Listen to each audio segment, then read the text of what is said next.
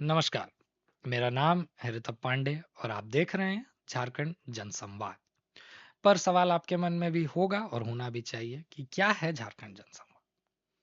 तो झारखंड जनसंवाद को समझने के पहले आपको थोड़ा बहुत मेरे बारे में समझना होगा कि क्यों ये मैं कर रहा हूँ, क्या इसका मेरा उद्देश्य है और मुझे क्यों लगता है कि ये करने की ज़रूरत है।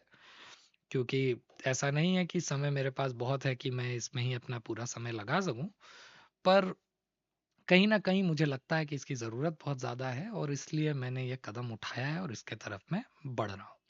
पर क्या है ये ज़रूरत? क्यों ये चैनल बना है? क्या करना है? आइए जानते हैं। तो झारखंड जनसंवाद की कल्पना जो है, परिकल्पना जो है, वो मेरे मन में करीब पिछले 4-5 सालों में होती हुई कुछ घटनाओं के ज़रिए मेरे मन में आई है। देखिए क्या होता है, मेरी उम्र करीब-करीब 30 साल है। पढ़ाई से इंजीनियर हूँ मैं, मैकेनिकल इंजीनियर हूँ। पेशे से हमारे घर का व्यापार रहा है, तो व्यापार के ही काम में मैं भी लगा हुआ हूँ। अपना भी व्यापार मैंने शुरू किया है, उसमें भी काम करता हूँ। तो ये तो मेरे बारे में है, पर जो मैं बताना आपको चाह रहा था वो ये है कि देखिए मेरा जन्म एक समृद्ध, एक आर्थिक तौर पर बड़े अच्छे परिवार में जन्म हुआ। और सिर्फ आर्थिक ही नहीं, सारे ही तरीकों से मैं कहूँगा कि एक बहुत ही अच्छे सक्षम परिवार में मेरा जन्म हुआ। और मुझे मेरी ज़िंदगी में मैं नहीं मानता हूँ कि कोई बुनियादी तकलीफ एक दिन भी कभी मेरे को झेलनी पड़ी है। तो ऐसा क्यों है? क्योंकि हमारे माता-पिता ने आए, वो गाँव से आए, उन्होंने मेहनत करी और उन्होंने एक बड़ा बिज़नेस खड़ा किया और उसके ज़रिए आज ऐसा है कि मुझे कोई चीज़ की कमी नहीं है। और फिर पिछले कुछ सालों में काम के सिलसिले में मैं झारखंड के कई हिस्सों में गया। मैं बहुत दोस्तों को अपने कहता हूँ कि झारखंड का ऐसा कोई कोना नहीं है जो मैंने देखा नहीं है। और बहुत अंदर-अंदर तक, गाँव-गाँव तक हम जाते थे काम के सिलसिले में। और उस दौरान जो मेरा नज़रिया था ज़िंदगी के प्रति, दुनिया के प्रति, वो पूरी तरह से बदल गया। क्योंकि देखिए, एक तरह की बात होती है शहर में रहना, एक तरह की बात होती है शहर के पास के गाँव में रहना। पर जब आप एक ऐसे गाँव में जाते हैं जिससे उससे सबसे करीब शहर भी 50-60 किलोमीटर दूर हो सड़क के रास्ते, तो वहाँ जाकर के आप महसूस कर पाएँगे कि गरीबी क्या है, परेशानियाँ क्या हैं, लोग कैसी हालत में जी रहे हैं। मैं आपको ये भी बता दूँ कि ऐसे बहुत सारे गाँव हैं झारखंड में जहाँ बिजली नहीं है, जहाँ बिजली नहीं आती है। और साथ ही साथ आप देखेंगे कि झारखंड में गोड्डा में एक अदानी जी का पावर प्लांट है जो बांग्लादेश को बिजली देता है। जमीन हमारा, कोयला हमारा, बिजली जा रही है बांग्लादेश।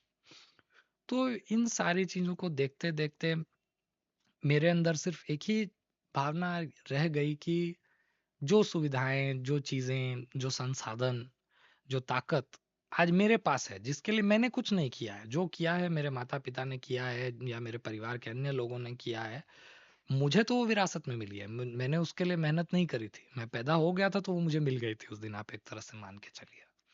तो मुझे हमेशा किसी और को देख करके, जिस इंसान के पास वो समृद्धि ना हो, वो शक्ति ना हो, वो देखकर मुझे हमेशा यही लगा कि क्यों इस इंसान के पास नहीं है और क्यों ये मेरे पास होनी चाहिए और उस इंसान के पास नहीं होनी चाहिए।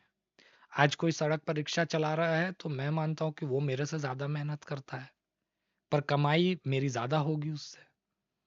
तो ऐसा क्यों है? दुनिया ऐसी क्यों है? और दुनिया पे तो बहुत ज़्यादा मेरा कंट्रोल नहीं है, मैं इन्फ्लुएंस नहीं कर सकता हूँ। पर मुझे लगा कि एक क्षेत्र में, झारखंड के क्षेत्र में मैं कुछ काम इसमें कर सकता हूँ, लोगों को बेहतर जानकारी दे सकता हूँ और लोगों को अलग-अलग चीज़ों के बारे में समझने के लिए, और समाज को जो एक बहुत ही अनोखी स्थिति में आज है, क्योंकि आज हमारा समाज बटा हुआ है, जातियों में बटा हुआ है, धर्मों में बटा हुआ है और राजनेता लगातार इसे अपने चुनावी बेनिफिट के लिए, चुनावी फायदे के लिए इसे लगातार बांटते रहता है। और ये बंदरबाट जो है ये चलता रहेगा जब तक समाज एकजुट ना हो जाए।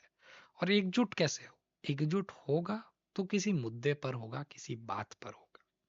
और उसमें मुझे जो दिखता है, मुझे एक ही मुद्दा दिखता है जिसमें पूरा समाज एकत्रित हो सकता है, और वो मुद्दा है भ्रष्टाचार और भ्रष्ट नेताओं का। ये जो व्यवस्था है जिसमें आज इतने लोग गरीब हैं, ये मैं आपको कह सकता हूँ कि ये कोई गलती से नहीं है, ये बाय डिजाइन। यानी जो नेता हैं, जो बड़े उद्योगपति हैं, बहुत सारे जो लोग अपर क्लास ऑफ सोसाइटी है, वो कहीं ना कहीं उनके अंदर ये एक सोच है कि वो नहीं चाहते हैं कि जो गरीब आदमी है वो आगे बढ़े, या जो सरकार में पैसे का हिस्सा है या सरकार के पास जो खर्च रहता है उसमें से पैसा उनके बेनिफिट के लिए खर्च हो। इसलिए आप देखेंगे कई बार बुनियादी सुविधाएं भी कोई सरकार देती है तो उसे फ्रीबीज और रेवड़ी कहकर मीडिया पर कई ज्यादा इस पर डिबेट होने लगती है। तो कहीं ना कहीं समाज में वो जो बात है, या वो जो अलगावाद है कि हाँ समाज का हर वर्ग एक दूसरे से अलग है, आर्थिक तौर पर अलग है, कहीं सामाजिक तौर पर बट गया है, कहीं धार्मिक तौर पर बट गया है, तो इसको दूर कैसे किया जाए, और इसको दूर करने के लिए ऐसा क्या संदेश लोगों को दिया जाए जिससे लोग एक साथ आए और लोग एक दूसरे से लड़ने के जगह उनसे लड़े या उनके खिलाफ आवाज उठाएं जो चोरी कर रहे हैं, हमारे हक मार रहे हैं और लोगों को गरीब रख रहे हैं। क्योंकि देखिए मैं आपको बता देता हूं कि गरीबी एक पीढ़ी में दूर हो सकती है अगर पढ़ाई हो तो। ये बात कोई डिनाई नहीं कर पाएगा कि अगर अच्छी शिक्षा उपलब्ध हो किसी भी व्यक्ति को, तो वो एक पीढ़ी में अपने परिवार को गरीब से मिडिल क्लास में ले जा सकता है और गरीब से अमीर में भी ले जा सकता है। गरीब से मिडिल क्लास तो निश्चित लेके जा सकता है, और गरीब से अमीर अगर बहुत अच्छा कर ले तो वो भी लेके जा सकता है। और लेकिन पढ़ाई जो है, पढ़ाई हमारे यहाँ तो बहुत ज़्यादा होती नहीं है, या स्कूल और कॉलेजेस की क्या व्यवस्था है ये आप भी जानते हैं, हम भी जानते हैं। तो ये सब जो बुनियादी मुद्दे हैं जिन पर बात होती नहीं है, और लगातार क्या है नेता इससे ध्यान भटकाते रहते हैं, कुछ कुछ अलग मुद्दे, अपने मुद्दे, राजनीतिक मुद्दे ले आते हैं जनता के मुद्दों पे बात करने के जगह, और उससे वो चुनाव लड़ लेते हैं, उसी में लोगों को मिसगाइड कर दिया जाता है। और अधिकतर जो लोग हैं वो उतना जानते नहीं हैं, पढ़े लिखे नहीं हैं, तो वो भी कई बार नेता के बातों में आ जाते हैं कि उनके मुद्दे को लेकर के। आज इस देश में एक बहुत बड़ा वर्ग है जो कोई कांग्रेस का झंडा लेके ढो रहा है तो कोई भाजपा का झंडा लेके ढो रहा है। भाजपा का प्रधानमंत्री है आज मोदी जी हैं, अगर वो कहीं खड़े होकर मंच से झूठ बोल दें तो भी उनके समर्थक उसको सच बताने में लग जाते हैं। राहुल गांधी जी कोई गलत बात भी कर दें तो उनके समर्थक उसको सही बताने में लग जाते हैं। तो अनबायस्ड यानी निष्पक्ष बातचीत आज के तारीख में ना आपको मीडिया में मिलेगी, ना आपको अन्य किसी धारा से मिल सकती है। तो मुझे लगता है कि बहुत बड़ी जरूरत है कि एक ऐसी व्यवस्था हो जो न्यूट्रल हो, जो बायस ना दिखाए, जो दोनों पक्ष की बात करे और दोनों पक्ष के धागे खोले। मैं तो ये कह रहा हूँ दोनों पक्ष के धागे खोले, जो जो ये झूठ बोलते हैं, चाहे कांग्रेस बोल रही हो चाहे भाजपा बोल रही हो, दोनों के झूठ से पर्दा हटाने का काम, जो कि ट्रेडिशनली मीडिया का काम है। देखिए मैंने पहले कहा कि क्यों जरूरत है झारखंड जनसंवाद की, तो हम उस बात पे आ गए हैं। तो मैं आपको बता दूं कि देखिए मीडिया जो आज कर रहा है, मीडिया में पहले जर्नलिस्ट होते थे, आज की तारीख में एंकर होते हैं। जर्नलिस्ट जो होते थे वो क्या करते थे कि पक्ष के बंदे किसी ने कुछ कहा या कोई नीति सरकार लेकर आई तो उसकी पूरी जांच पड़ताल करके वो फिर जो तथ्य हैं वो लोगों के सामने रखते थे।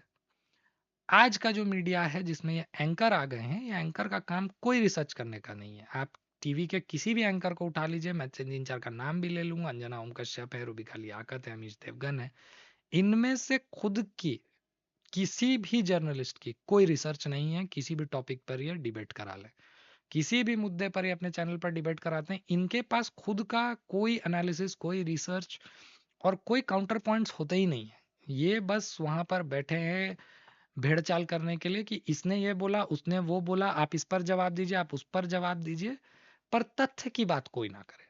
और तथ्य जो बताना मीडिया का काम है उसमें मीडिया असफल है आज की तारीख में। वो कोई भाजपा का समर्थक भी होगा तो मेरे साथ मुझे लगता है कि अग्री करेगा, कोई कांग्रेस का समर्थक भी होगा जो मेरे साथ अग्री करेगा। पर्सनली आप मेरे से पूछिएगा तो मैं दो ऐसे शोज मैं कभी कभार देखता हूँ। उसमें संदीप चौधरी जी का शो है जो एबीपी न्यूज पर आता है, और वैसे ही गरिमा सिंह जी का शो है जो आपका न्यूज़ 24 पर आता है। ये दो लोग मुझे ऐसे जर्नलिस्ट लगते हैं जो पुराने जर्नलिस्ट भी एक्सपीरियंस्ड हैं, और ये लोग दोनों तरफ से सवाल पूछते हैं, बाकायदा अपनी रिसर्च भी रखते हैं। तो इन दोनों के कहीं ना कहीं मुझे प्रोग्राम पसंद आते हैं, मैंने देखा है। बाकी कोई भी एंकर हो, चाहे वो या जर्नलिस्ट हो, वो चाहे इन फेवर ऑफ कांग्रेस बात कर रहा हो या वो भाजपा के पक्ष में बात कर रहा हो, मुझे उसमें कोई ज्यादा दिलचस्पी नहीं रहती है। मुझे दिलचस्पी है कि सच क्या है और सच कैसे बाहर आए। तो झारखंड जनसंवाद एक इसी तरह का माध्यम में बनाने की कोशिश कर रहा हूँ, जहाँ राजनीति में जो गांठें बनाई जाती हैं उनको खोल करके, धागों को खोल करके आपको उसके अंदर का सच में बताऊं। और उसके बाद आपका क्या विचार है, आप किसका समर्थन करना चाहते हैं या उस मुद्दे पर आपकी क्या राय है, आप अपनी राय बना सके। राय मैं आपको देने वाला नहीं हूँ, मेरा काम नहीं है। मीडिया का भी वो काम नहीं है, हालांकि मीडिया उसमें लगातार लगा हुआ है। और आने वाले दिनों में देखिए, पहला मैं शुरुआत करने जा रहा हूँ, अभी पहला वीडियो मैं जो लेकर आ रहा हूँ वोट चोरी के मुद्दे पर आएगा। और वोट चोरी को पूरी तरह से एनालाइज किया है मैंने, उसमें पूरी बात करी है। चुनाव आयोग की अलग बात है, एसआईआर की अलग बात है, और इस पर हो रही पूरी राजनीति की अलग बात है। और तीनों को अलग अलग से डिकोड करके दिखाया कि कहाँ क्या हो रहा है। उसके बाद क्या सही है क्या गलत है, मैं वो आपके विवेक पर छोड़ना चाहता हूँ। वो आपके विवेक पर है कि आप सही चुने, आप गलत चुने, आप समझें कि क्या है। और इसी के साथ मुझे लगता है कि झारखंड जन संवाद की जर्नी की शुरुआत होने जा रही है। और मैं चाहूंगा कि आप सभी लोग जो मुझे जानते हैं और जो नहीं भी जानते हैं, जो ये देख रहे हैं और यहाँ तक पहुंचे हैं वीडियो में, तो आप मेरा समर्थन करें और इस चैनल को लाइक और सब्सक्राइब करें। कोई भी वीडियो आए तो उसमें कमेंट में बातें हमारे लिए रखें, और मैं उस पर ज़रूर गौर करूंगा। अगर कहीं मैं कुछ बेहतर कर सकता हूं तो मैं वहाँ बेहतर करने की कोशिश करूंगा। कोई बात अगर मैंने गलत बोल दी तो मैं उस पर तुरंत एक करेक्शन पोस्ट कर दूंगा। तो कमेंट्स में भी आप ज़रूर बताते रहें कि क्या सही है क्या गलत है। इसके अलावा कोई मुद्दे आप ऐसे हैं जो झारखंड में हैं, या देश के कोई ऐसे मुद्दे जो आपको लगता है जिस पर एक निष्पक्ष मुझे जांच करनी चाहिए, रिसर्च करना चाहिए और आपके सामने तथ्य लाने चाहिए, तो वो भी आप कमेंट्स में हमें रिकमेंड करें और आगे चलकर हम उस पर काम करेंगे। तो आज इस इंट्रोडक्शन वीडियो के लिए मोरलेस इतना ही रहेगा। बातें ज़्यादातर क्या रहेंगी, इस चैनल को मैंने बनाया है तो लोगों की बात करने के लिए बनाया है। दूसरी बात है कि इसे एक निष्पक्ष बातचीत की तरह रखने के लिए बनाया है।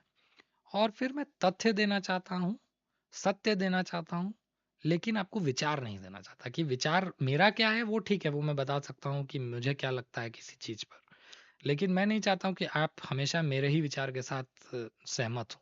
आप तथ्यों को देखिए, अगर आपकी विचार कुछ और बनती है उसको देखने के बावजूद, तो वो आपकी विचार, आपको विचार का हक है। लेकिन मीडिया जिस तरह से एक नैरेटिव बिल्डिंग का काम करता है, एक नैरेटिव थोपने का काम करता है कि नहीं ऐसे ही बातचीत होनी चाहिए या इसी दिशा में हमें बातचीत को लेकर के जाना है, वो काम मैं यहाँ नहीं करना चाहता हूँ। आगे के दिनों में कई आपको अनेक यूनिक चर्चाएं भी दिखेंगी, जिसमें मैं दोस्तों के साथ राजनीति की बातचीत करूंगा, कहीं कुछ पत्रकारों के साथ बातचीत होगी, कहीं लोगों के साथ बातचीत होगी, और कहीं ना कहीं मेरी कोशिश रहेगी कि सरकार के लोगों के साथ भी कुछ ना कुछ हमारी बातचीत हो। तो आगे की सारी इस तरह की अगर जानकारी से में आपको इंटरेस्ट हो तो ज़रूर से सब्सक्राइब करें, नोटिफिकेशन बेल का भी इस्तेमाल करें। और आपसे जल्द ही मुलाकात होगी पहले वीडियो के साथ। तब तक के लिए नमस्कार और धन्यवाद।